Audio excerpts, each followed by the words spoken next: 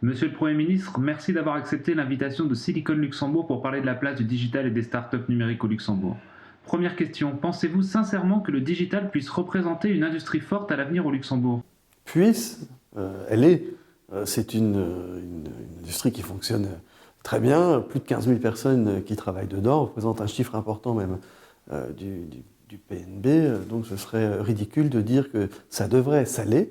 Et on doit tout faire aussi pour que ça continue.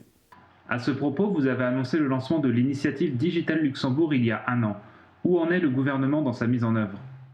Ah ben ça avance, hein. On a d'abord mis les acteurs autour d'une table, on a fait le travail qui était nécessaire, on a aussi eu des premiers résultats que les citoyens ont pu sentir. C'était par exemple le Wi-Fi gratuit pour la présidence luxembourgeoise, mais c'est une compétence qui est vraiment horizontale. On y bosse aussi au niveau tout ce qui est tracking, c'est-à-dire transparence de l'administration, on y travaille au niveau open data, donc il y a plein de différents dossiers qui font partie de cette initiative Digital Luxembourg, où même des textes légaux ont déjà été déposés, comme par exemple l'accès que vous pouvez avoir dans un immeuble à l'Internet, où vous n'êtes plus obligé d'avoir des textes aussi restrictifs pour pouvoir demander une assemblée générale ou d'avoir une décision concernant l'installation de l'accès Internet à haut débit en tant que destinataire final dans votre appartement. Il y a eu des investissements qui ont été faits dans les infrastructures, donc ça continue, ça continue. Un constat montre également que le Luxembourg manque cruellement de jeunes entrepreneurs. Quelle est la stratégie du gouvernement pour y remédier? Alors ce qu'il faut, c'est avoir de la matière grise, il faut avoir des talents, puis il faut avoir aussi un environnement qui permette de le faire et des finances. Et les trois au Luxembourg, on les a. Mais il est important qu'avec l'université, on continue à développer aussi, que des talents restent au Grand-Duché de Luxembourg. Et c'est une disposition aussi qu'on a prise en fait, dans le Digital Luxembourg, qui est celui de favoriser la possibilité de séjour des gens qui sont spécialistes dans ces matières au Grand-Duché de Luxembourg, et aussi de rendre plus facile pour les entreprises le fait de pouvoir avoir des gens qui viennent s'installer au Grand-Duché de Luxembourg.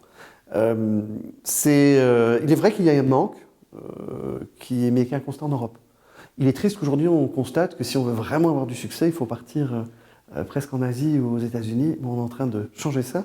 Et au niveau européen, sous la présidence luxembourgeoise, avec le commissaire Oettinger, justement, on essaye de pousser pour qu'on comprenne que c'est une des priorités de l'Europe, parce qu'on se trouve coincé entre l'Asie et les États-Unis, et que dans cette Europe, il y en a un qui est très en avance. Ah ben, c'est le Grand-Duché de Luxembourg. D'accord.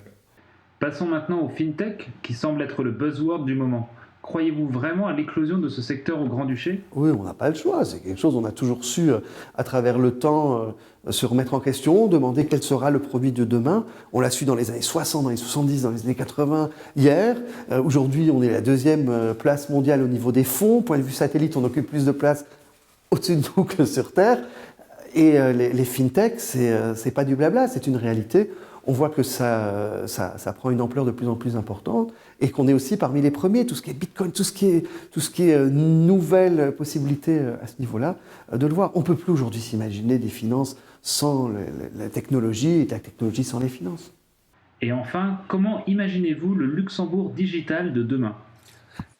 Eh ben, qu'on continue sur la lancée sur laquelle on est. On voit déjà qu'on est un pays qui est très connecté, mais on voit aujourd'hui aussi déjà les Luxembourgeois. La musique dans mon bureau, c'est mon Sonos. Demain, ce sera le chauffage que je branche, ce sera lancer la machine, on fait déjà les virements. Donc on est déjà très avancé, et il faut continuer. Si on se repose sur nos lauriers, les autres nous dépasseront. Donc c'est un challenge permanent où le public et le privé sont des partenaires qui ne sont pas privilégiés pour travailler ensemble, mais qui sont aussi nécessaires pour que le Luxembourg garde cette place de top position au niveau du Digital Luxembourg.